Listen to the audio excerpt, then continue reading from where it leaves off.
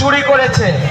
কলে জল আসে না, আমরা দেখছি বিজেপির যেখানে কল বসানো হচ্ছে সেই কলেতে স্টোন চিপ ফেলে দিচ্ছে যাতে কলগুলোকে অকেজো করে দেওয়া যায় আর বিজেপির নামে বদনাম করে দেওয়া যায়। আমরা ওই সকল তৃণমূল ফার্মার নেতাদের উদ্দেশ্যে বলছি, সাবধান হয়ে যাও, বিজেপি কিন্তু ছেড়ে কথা বলবে না। খানাকুলের বিজেপি লড়তে জানে, লড়বে আর এই এলাকার জনগণের অধিকার ফিরিয়ে দেবে। ভারত মাতা কি বিজেপি জিন্দাবাদ, নরেন্দ্র মোদি জিন্দাবাদ। তৃণমূল নেতাদের কালো হাত ভেঙে দাও, ঘুরিয়ে দাও। অত্যাচারী তৃণমূলের কালো হাত ভেঙে দাও, ঘুরিয়ে দাও।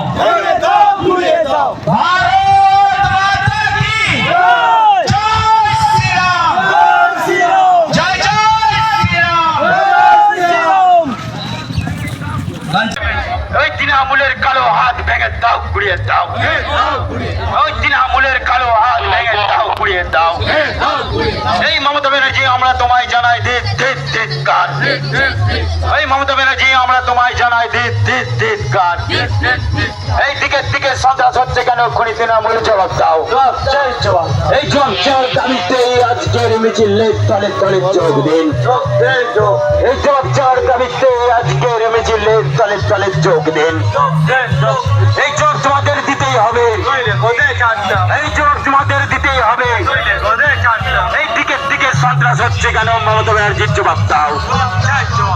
আজ খানাকুল বিধানসভার জগৎপুর অঞ্চলে তৃণমূল কংগ্রেসের অত্যাচার ও তৃণমূল কংগ্রেসের নোংরা রাজনীতির বিরুদ্ধে ভারতীয় জনতা পার্টির পক্ষ থেকে এক মিছিলের আয়োজন করা হয়।